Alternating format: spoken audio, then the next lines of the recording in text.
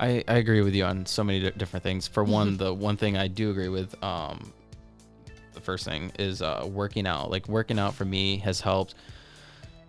Like I don't really have any addiction problems except for maybe to food. I love Don't we food. all? But like one thing I realized that when I'm working out, like extreme workouts, like I'm not focused on eating bad food. Like it creates like a sense of discipline, like you had said, and it creates like the sense of focus. Like I'm now focused on one thing, and that's just to be healthy.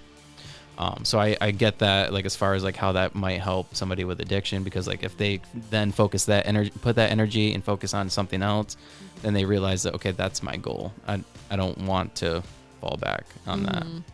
And then also with the you writing your story, you writing to tell your story. That's one thing I've realized too with the podcast. Like for me is like I have a pretty traumatic past, but I started the podcast by telling my story, but by having other people on, other people that have gone through some of the same things, like I've been able to sit here and talk about it.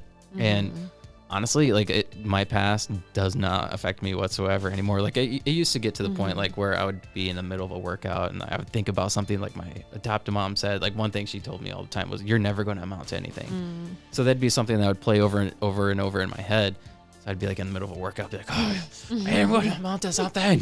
No, I don't know, but that would play in my head and it'd be motivation. But now it's like I think about that and it doesn't affect me. And by doing the podcast and talking to other people who have experienced some of the same things, it's helped me tremendously. So I get how that would help you.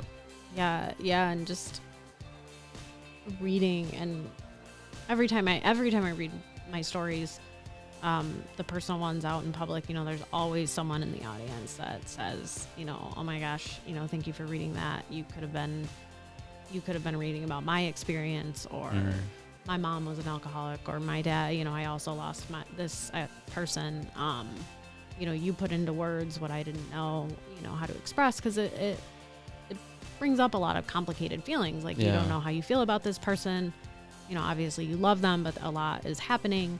So just to be able to put that out there and know that other people relate is powerful. Yeah. And so for you to, share your story to kick things off is a really awesome thing to do, because then people can feel like they can come on and also share their story. Yeah.